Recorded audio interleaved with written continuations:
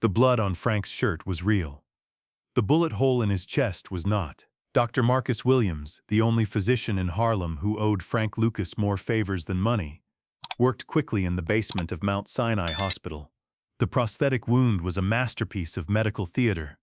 Latex skin, concealed blood packets, even fabricated entry and exit points that would fool a coroner's assistant. "You sure about this, Frank?" Dr. Williams asked, applying the final touches with surgical precision. "Once word gets out, there's no taking it back." Frank lay still on the makeshift operating table, his breathing shallow and controlled. For the past 3 months, he'd been planning his own death. Not because he wanted to die, but because he needed to see who wanted him dead. "How long will the sedative last?" Frank asked, ignoring the doctor's question. 6 hours. Enough to get through the morgue processing and into the funeral home. Your pulse will be undetectable, breathing nearly stopped.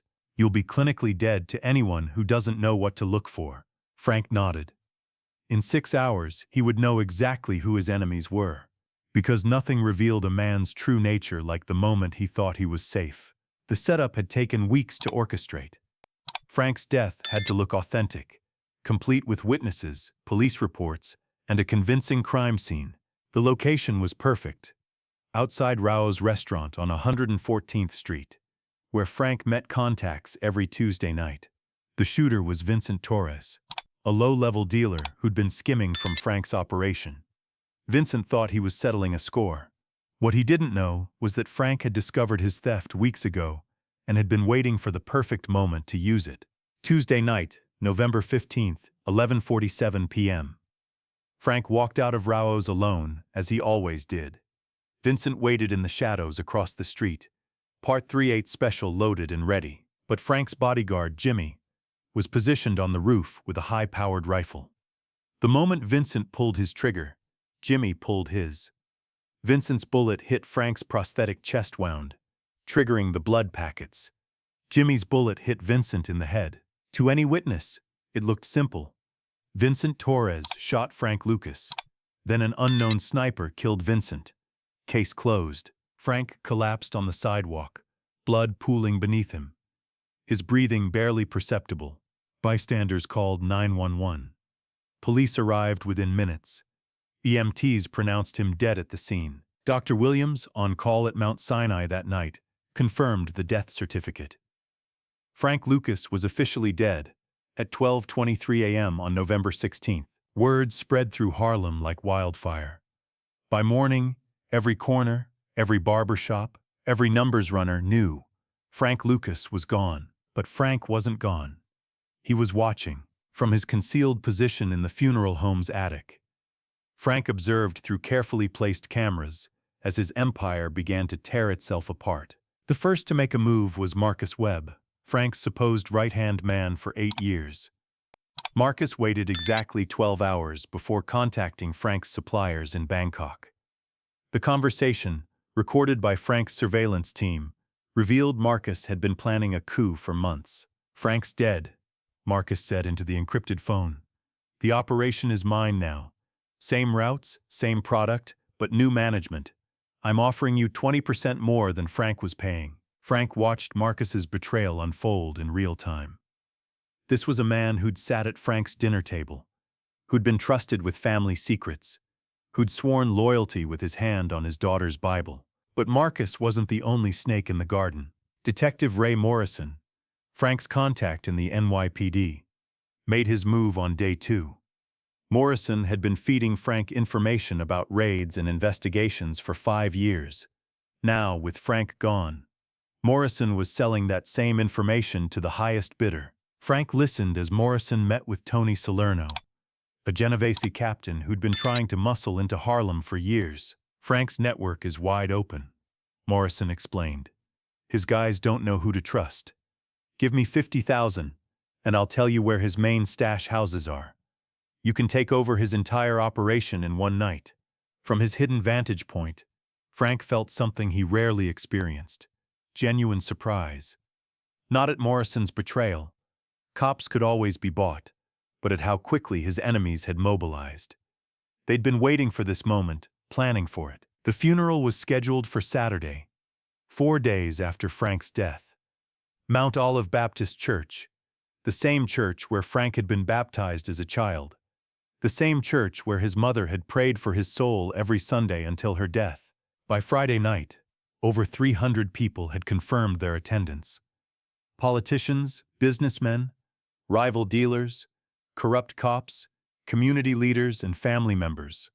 Some would come to mourn. Others would come to make sure he was really dead. Frank intended to accommodate both groups. Saturday morning arrived gray and cold, November rain drumming against the church windows.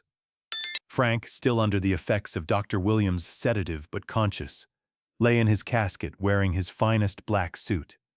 A small breathing apparatus, invisible to observers, kept him alive while maintaining the appearance of death. The funeral began at 10 a.m. Reverend Jackson delivered a eulogy that painted Frank as a complex man who'd lost his way, but found redemption in service to his community. It was beautiful, heartfelt, and completely wasted on an audience that was already planning how to divide Frank's empire. Frank listened through a concealed earpiece as the service proceeded. He could hear the genuine grief in some voices. His cousin Betty, who'd helped raise him, old Mrs. Rodriguez from 125th Street, whose grocery store Frank had protected from gangs, Jimmy's widow, whose husband had died believing he was avenging Frank's murder. But he could also hear the whispered conversations, the barely concealed excitement of predators gathering around fresh carrion. After the service, the real show began. Marcus Webb approached the casket for what appeared to be a final goodbye. As he leaned down supposedly to pay his respects, he whispered, "Thanks for making this easy, Frank. I'll take good care of your empire." Through his earpiece, Frank heard Tony Salerno talking to Detective Morrison near the church entrance. "Tomorrow night, we hit all his stash houses simultaneously. By Monday, Harlem will be ours." Commissioner Davis, Frank's highest-placed contact in the police department, was on his phone in the parking lot. "Lucas is finally gone. We can clean up this neighborhood properly now. Start planning the raids for next week." Even Frank's lawyer, Richard Sterling, was betraying his trust. Sterling was discussing Frank's hidden assets with a federal prosecutor, offering to reveal offshore accounts in exchange for immunity from ongoing investigations. But the biggest shock came from the person Frank least suspected. Helen Lucas, Frank's wife of 15 years, stood by the casket receiving condolences. To everyone watching, she was the grieving widow, supported by friends and family in her time of loss. What they couldn't hear was the conversation she was having with FBI agent David Crawford, who'd attended the funeral posing as a family friend. "The safe in our basement contains records going back 10 years, Helen whispered. "Names, dates, amounts, everything. I'll give you the combination tonight. I'm done with this life." Frank felt something break inside his chest, and for a moment, he wondered if he was actually dying. Helen, his wife, the mother of his children, had been working with the FBI. The burial was scheduled for 2 p.m. at Woodlawn Cemetery. As the casket was loaded into the hearse, Frank activated the final phase of his plan. At exactly 2:15 p.m., as Reverend Jackson began reading the committal prayer, Frank's recorded voice echoed through speakers hidden around the gravesite. "Before you put me in the ground," Frank's voice said, clear and unmistakable, "let me tell you who my real friends are." The crowd froze. 300 people stood motionless, staring at the casket in absolute silence. "Marcus Webb," Frank's voice continued, "you've been talking to my suppliers since Tuesday morning. You offered them 20% more than I was paying, using money you stole from my operations in Queens." Marcus went white as a sheet. He looked around desperately, as if searching for an escape route, but the crowd had him surrounded. "Detective Morrison," the voice said, "you sold my stash house locations to Tony Salerno for $50,000. Interesting price point, considering I was paying you $60,000 a year to keep those locations secret." The reaction was immediate and chaotic. Some people screamed, others ran. Marcus Webb and Detective Morrison tried to push through the crowd to escape, but Frank's security team was ready. Frank climbed out of the casket and stood beside his own grave, surveying the faces of everyone who'd thought they were safe. "The dead see everything," Frank said, his voice carrying across the cemetery. They see who mourns and who celebrates.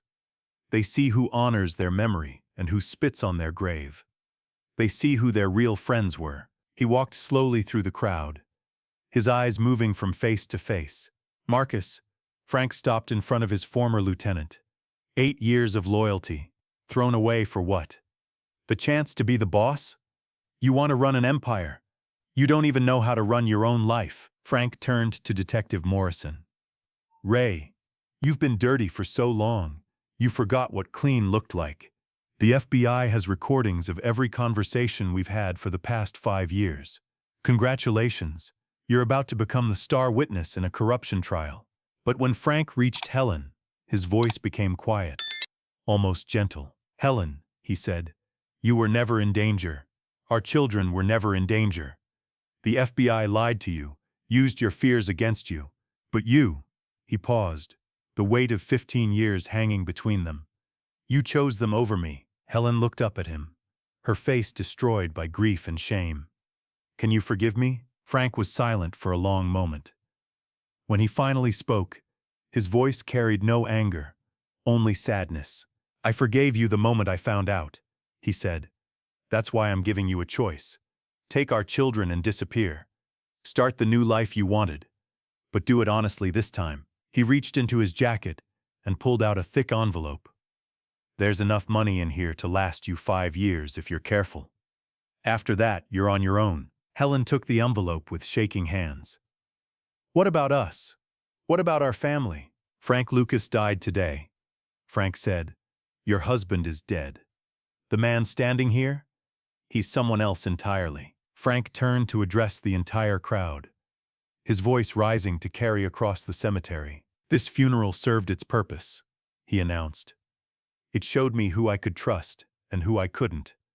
It revealed enemies I didn't know I had, and confirmed suspicions about others. He gestured toward the open grave. Frank Lucas is dead and buried. His empire, his operations, his network, all of it dies with him. But that doesn't mean the man who had been Frank Lucas was never seen again either. But Harlem remained under protection, controlled by someone who understood that the most powerful weapon wasn't fear or violence. It was knowing who to trust, and more importantly, knowing who not to trust. Frank's funeral had taught him that lesson one final time. Sometimes you have to die to see who your real friends are, and sometimes being dead is the only way to stay alive.